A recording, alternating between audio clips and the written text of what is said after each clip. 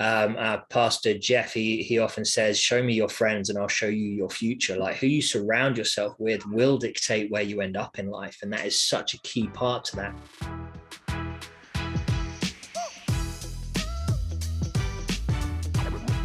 Welcome to the Bible in 1 Year podcast, brought to you by two Brits and a Bible. Today's day 46, covering numbers 8, 9, and 10. In Numbers 8, Aaron lights the 7 candlesticks, and the Levites are purified and dedicated to the Lord. In Numbers 9, the Lord speaks to Moses about Passover and the treatment of foreigners, and God hovers above the tabernacle to lead them. And in Numbers 10, the Lord speaks to Moses about trumpets and the Israelites' journey from Sinai to Paran, and Moses invites his father-in-law to join the Israelites. I love that. God's just like, oi, Moses, come here, mate. Got something to talk to you about. And he's like, what is it, God? What is it? Trumpets.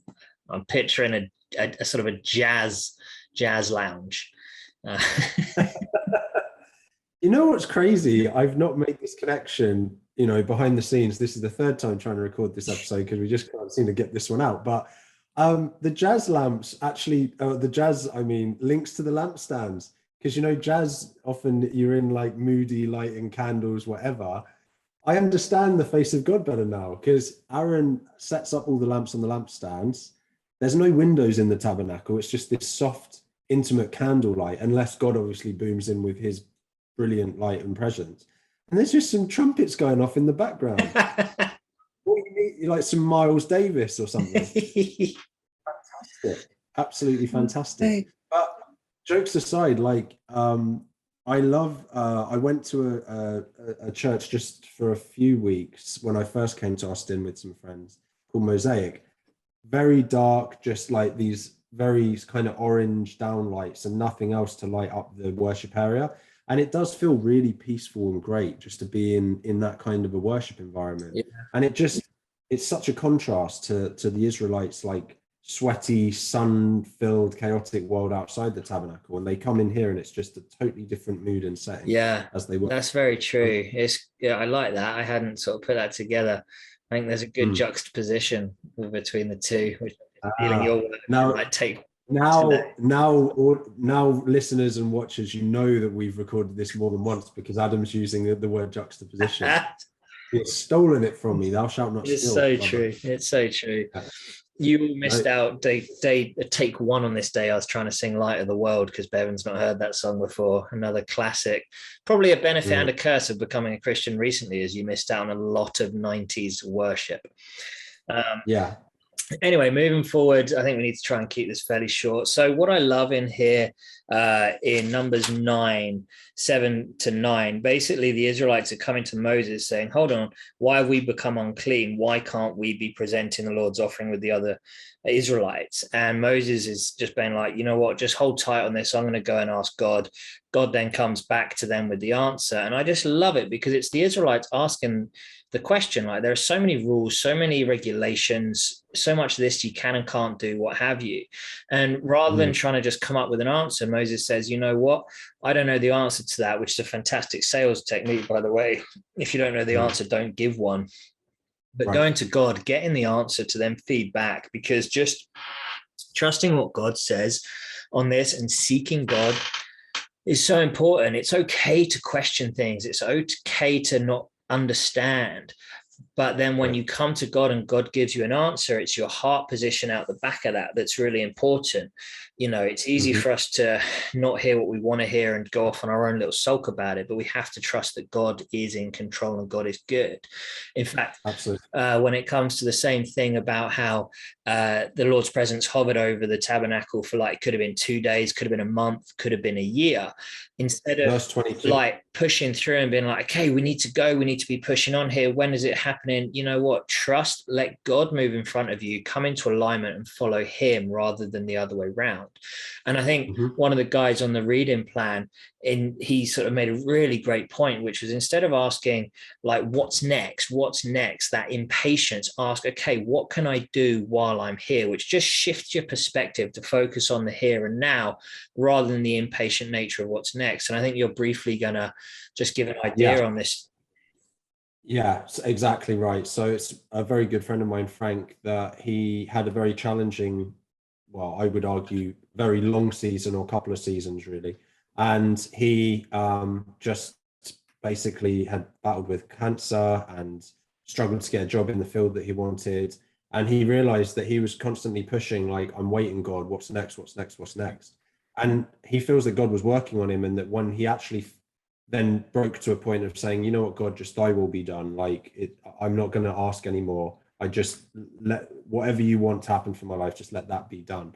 And as soon as that happened and he had that change, his life just started coming together in an amazing way, Wow. literally within weeks.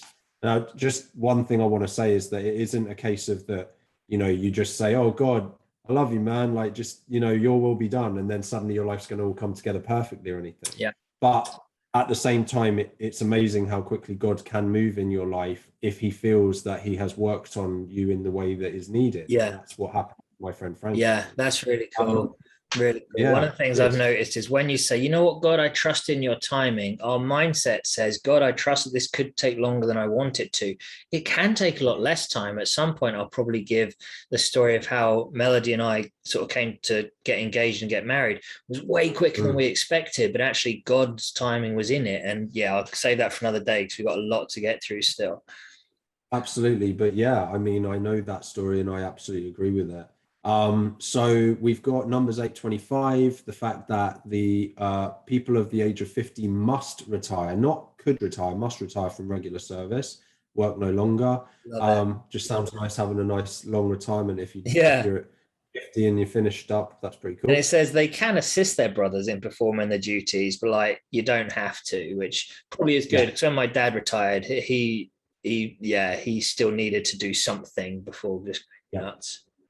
And that's the thing. It's not that once you're 50, you can't be valuable to the kingdom. Of course you can, but it's just this idea that I like the fact that there is that it's okay. You've sort of served your time in the spotlight, and now it's okay for the next Yeah. generation to take Yeah. in. The message That from comes up church. later when Sorry, the message from church this morning was along those lines where I was, and it's like if you're still breathing, God can still use you. Doesn't You're not too old to be used by God.